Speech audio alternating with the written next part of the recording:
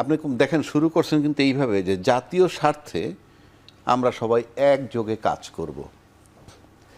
এই বক্তব্যের বয়স হলো ৫৫ বছর, মানে বাংলাদেশ জন্ম হওয়ার পরের থেকে এই ডায়ালগ। আপনি আমাকে বলেন তো জাতীয় স্বার্থ মানে কি? প্রথম হলে দেশের জনগণের স্বার্থ দেখবেন, দলমত নির্বিশেষে সবার।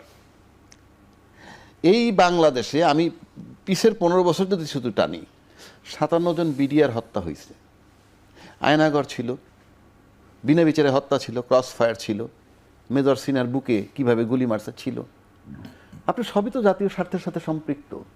আমরা কি ঐক্যমত্যে আসতে পারছিলাম ৫ই আগস্টের পরে যে জাতীয় স্বার্থ কি, আর যাতে এটা রিপিট না হয়, আর যাতে কেউ স্বৈরাচার না হয়, সেই বিচারগুলো আগে হইতে হবে। দলমত নির্বিশেষে ঐক্যমত্য আসছিল? আসে নাই। কি জাতীয় স্বার্থ? এই যে ভেগ টার্ম ব্যবহার করেন, ঠিক না। মানুষকে সাথে জাতি মানে মানুষের সাথে ৫৩, ৫৪, ৫৫ বছর যাবৎ প্রতারণা করে আসছে।